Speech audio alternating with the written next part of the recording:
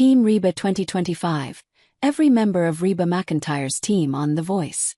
Reba McEntire is in it to win it, filling her team on season 28 of The Voice, with a diverse group of 12 artists. She was the first of the coaches to complete her team on the final night of blind auditions, October 7, 2025. So who made it onto Team Reba? Here are details on each artist on her team. All 12 singers will move on to the battle rounds. Starting on October 13, rocker Vinya Chhabra got 3 coaches to turn their chairs for her during the blind auditions.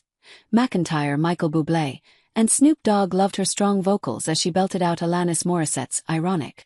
When Chhabra revealed she was just 14 years old, McEntire said, "You know, it's funny, Michael and I were looking at each other and he was going, 'Is she young?' I said, 'I think so.' But what a powerhouse."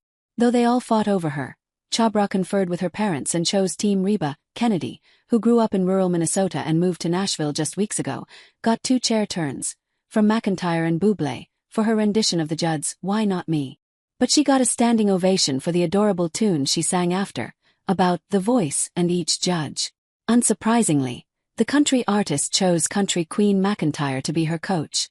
McEntire told her, "I'm just so thrilled to be back on The Voice, and to hear your voice on that stage singing. It took me right back to Tennessee. Makes me homesick. Your voice is wonderful, such power." Darren Lemieux, 35, has been singing since he was a kid, but major spinal surgery at 18, gaining 19 screws and 2 rods in his back, could have caused him to give up. Instead, he said music helped him fight his way back. Now a full-time musician, Lemieux wears his heart on his sleeve with every performance, and the coaches could tell as he sang Lionel Richie's All Night Long. McEntire, who confessed she's a huge Lionel Richie fan, turned her chair, as did Bublé, who said it was obvious from Lemieux's face that he was thrilled to see McEntire turn her chair. And he did, in fact, go with her as his coach. The 23-year-old Leighton Robinson was inspired by her grandpa, a guitarist in a Southern gospel quartet, who introduced her to classic country, she told producers. Though he died a couple of years ago, she continues to carry on his legacy, performing in Nashville 4 to 5 nights a week. McEntire loved Robinson's sound, as did Snoop, and they both turned their chairs.